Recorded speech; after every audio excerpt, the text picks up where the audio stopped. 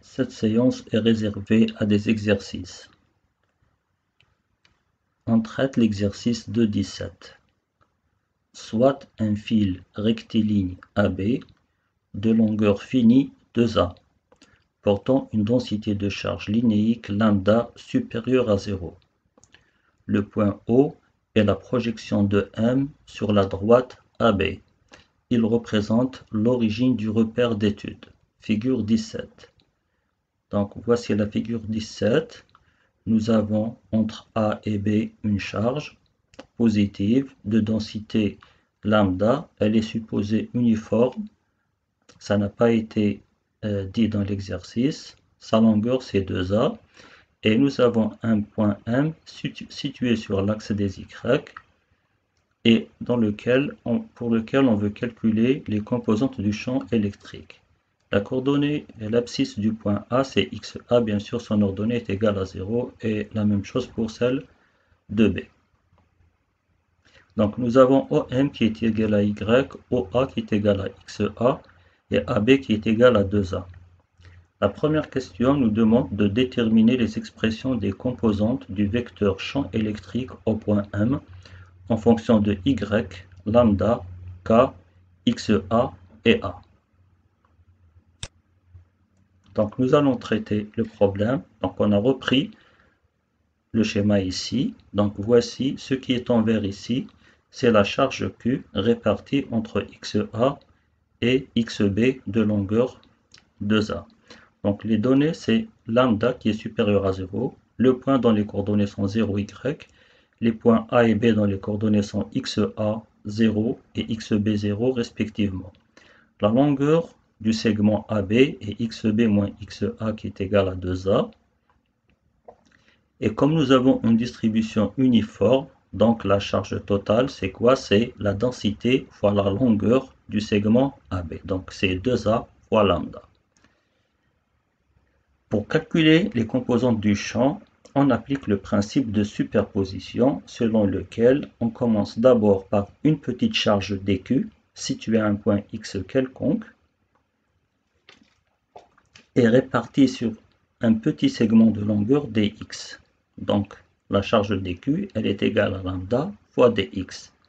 Et on considère le champ créé par cette charge et qu'on appelle dE. C'est un champ élémentaire et la charge dq, c'est une charge élémentaire. Elle est considérée comme étant ponctuelle, donc dE a la même expression que le champ créé par une charge ponctuelle. Donc c'est K fois dq sur R au carré fois U.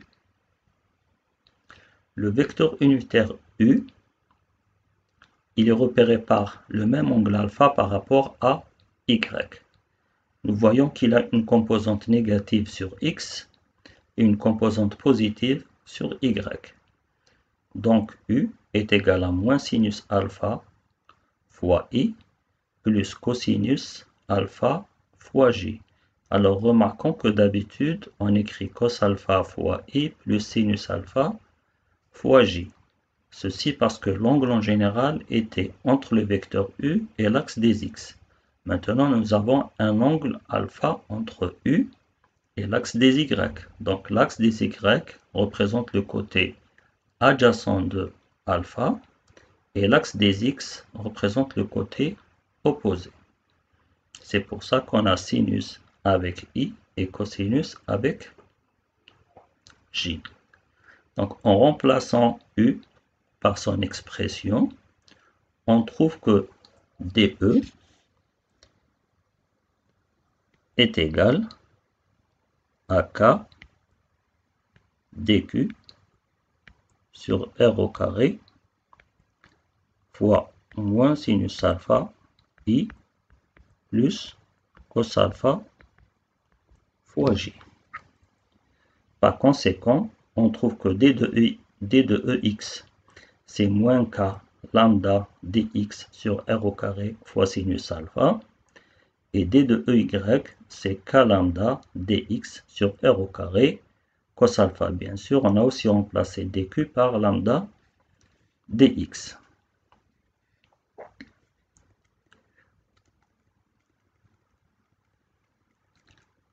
Pour calculer d de EX et d de EY, on doit faire la somme de tous les champs créés par toutes les charges dQ situées entre XA et XB. Donc on doit intégrer sur X de XA jusqu'à XB. Mais quand X change, alpha aussi change, et petit r,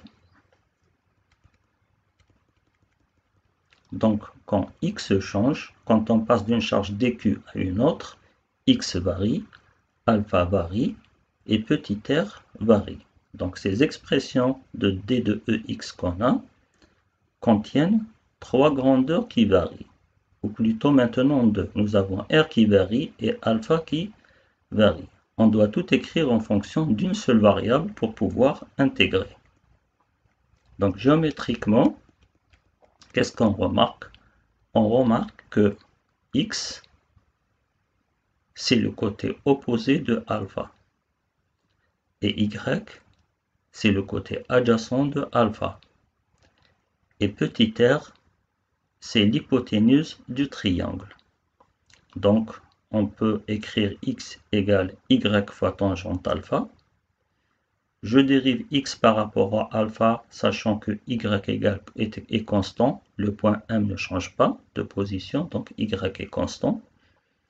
Donc, en dérivant d de x sur d alpha égale y sur cosinus carré de alpha, je vous demande de vérifier cette dérivée. Et on l'a fait en cours. Donc ceci implique que dx est égal à y sur cosinus carré de alpha fois d alpha. Dans cette relation, qu'est-ce qu'on a fait? On a trouvé dx en fonction de d alpha. Donc on va tout écrire en fonction de alpha. R étant le côté, plutôt l'hypoténuse, donc R est égal à quoi? Il est égal au côté adjacent sur cosinus alpha. Quand on remplace dans les expressions de d de EX et d de EY, R au carré par Y carré sur cosinus carré de alpha, et dx par Y cos carré de alpha d alpha, et quand on simplifie, on trouve que d de EX est égal à moins k lambda sur Y sinus alpha d alpha, et d de EY est égal à k lambda sur Y cos alpha d alpha. Maintenant, qu'est-ce qu'on remarque? K est constant, lambda est constant, Y est constant. Il n'y a que alpha qui varie. Pour d de EY aussi, c'est la même chose. Donc, on peut intégrer, et l'intégrale, elle est facile. On intègre sinus alpha d alpha qui est égal à moins cosinus alpha, et l'intégrale de cos alpha d alpha qui est égal à sinus alpha. Donc, EX, c'est l'intégrale sur toute la charge. Donc, quand on intègre sur toute la charge, on intègre de XA jusqu'à XB, si on exprime tout en fonction de X, ou bien, comme notre expression est décrite en fonction de alpha, on intègre entre alpha A et alpha B.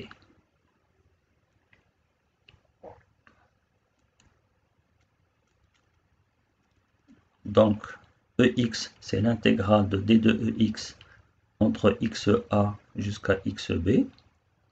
Quand on remplace d de EX par son expression en fonction de alpha, on intègre de alpha A jusqu'à alpha B. Je rappelle, alpha A correspond à XA et alpha B correspond à XB. Donc cette intégrale, le moins sinus alpha d alpha nous donne cos alpha. Donc le résultat c'est k lambda sur y, cos alpha de B moins cos alpha de A. Pour l'intégrale de d de EY qui donne EY, on a cos alpha d alpha, son intégrale c'est sinus alpha. Donc on obtient k lambda sur y sinus alpha B moins sinus alpha A. Et pour chaque x, on a cosinus de alpha égale y sur r, et r c'est x2 plus y2.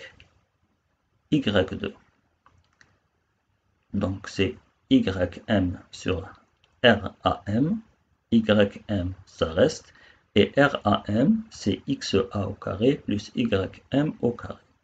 La même chose pour sinus alpha. Sinus alpha c'est xa sur ram, donc c'est xa sur xa au carré plus ym au carré. On peut vérifier facilement ces relations sur le dessin. Sachant que xb, c'est quoi? C'est xa plus 2a et ym égale y. Donc on peut remplacer les sinus alpha et cos alpha en fonction de x et de xa et de y. Voilà, ça c'est un calcul algébrique simple, vous pouvez le vérifier. On revient à l'exercice. Bon, ce n'est pas ce qui a été demandé, c'est la première relation suffisait parce qu'on nous a demandé, ah pardon, ce n'est pas ici, on nous a demandé de calculer en fonction de y, lambda, k, xa et a. Donc il fallait revenir géométriquement en relation en fonction de xa et de a. La deuxième question est de calculer ces expressions dans les cas particuliers suivants. Le point M est dans le plan médiateur de AB, c'est-à-dire qu'il est au milieu sur l'axe. Le point O devient le milieu de AB. Dans ce cas, XA égale moins A et XB égale plus A. Cet exercice a été traité dans l'exercice 2.16, mais à l'envers. La charge elle est sur Y et on calcule au point P qui est sur X. C'est la même chose. Donc on doit trouver le même résultat en permutant Y et X. La deuxième, c'est le fil a une longueur infinie. Ça aussi, ça a été traité dans la deuxième question de l'exercice 16. On doit donc retrouver les mêmes relations. Donc, on reprend. Si M est dans le plan médiateur de AB, donc O devient le milieu de AB, et XA égale moins XB égale moins A. Autrement dit, XA égale moins A et XB égale plus A. On remplace dans ces expressions, on trouve que EX est égal à 0 et EY est égal qu'à lambda sur Y fois 2A sur A au carré plus Y au carré. Donc on retrouve quelque chose qu'on connaît bien, c'est que à cause de la symétrie, on trouve l'une des composantes qui est nulle.